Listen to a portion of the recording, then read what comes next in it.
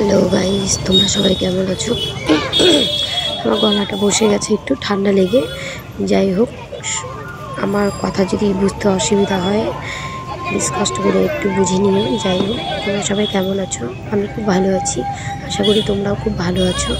এটা আমাদের এখানে বেস্ট বেস্ট বেস্ট কালী পুজো শিলিগুড়িতে। যারা যারা দেখোনি বা দেখতে চাইছো তাড়াতাড়ি চলে আসো। এই পুরো মণ্ডপটাই বানিয়েছিল মানে শিকল আর চাবি তালা এসব দিয়ে। দেখো ভিতরটা কত সুন্দর, আমি তো বাইরে থেকে দেখে বুঝতেই পারিনি যে ভেতরটা এত সুন্দর হবে। যাই হোক, ভেতরে যাওয়ার পরে দেখতে পেলাম যে এত সুন্দর চাবি দিয়ে এত সুন্দর মণ্ডপ বানিয়েছে। দেখো কত সুন্দর হাতের কাজ করেছে এখানে, আমার খুব ভালো লেগেছে।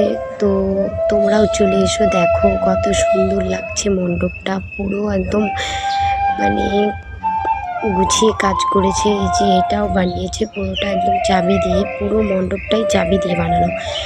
আর মাঝখানে এটা কি বানিয়েছিল আমি অতটা ভালো বুঝতে পারছিলাম না। যাই হোক, খুব ভালো লাগছিল দেখতে। তোমাদের কেমন লাগছে প্লিজ কমেন্টে বলো।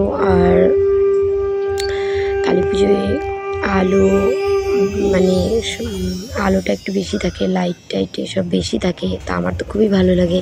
তোমাদের কার কার ভালো লাগে তোমরাও বলো। এই যে দেখো, মায়ের মূর্তিটাও খুব সুন্দর হয়েছিল, খুবই সুন্দর। সামনে থেকে বেশি সুন্দর লাগছিল, ফোনে অতটা ভালো বোঝা যাচ্ছে না, তো সামনে খুবই সুন্দর লাগছিল দেখতে।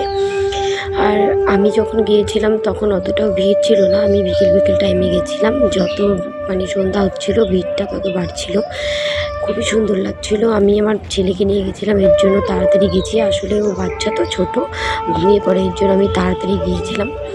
তোমরাও যদি ভালো করে মণ্ডপ দর্শন করতে চাও তো তাড়াতাড়ি যাবে, কারণ বেশি সন্ধ্যা হয়ে গেলে বা বেশি রাত হয়ে গেলে তখন কিন্তু লোকের ভিড়ে ভালো মতন দেখতে পারবে না। আমি এর জন্য তাড়াতাড়ি গেছি যাতে আমি ভালো করে দেখতে পারি, আর ভিডিও ক্যাপচারও করতে হয়, আর এর জন্য তাড়াতাড়ি গেছি। পরে ভিড়ের মধ্যে গেলে লোকের ভিড় চাপাচাপিতে ভিডিও ক্যাপচার করা যায় না। যাই হোক, কেমন লেগেছে বলো। টাটা, সবাই ভালো থেকো, সুস্থ থাকো।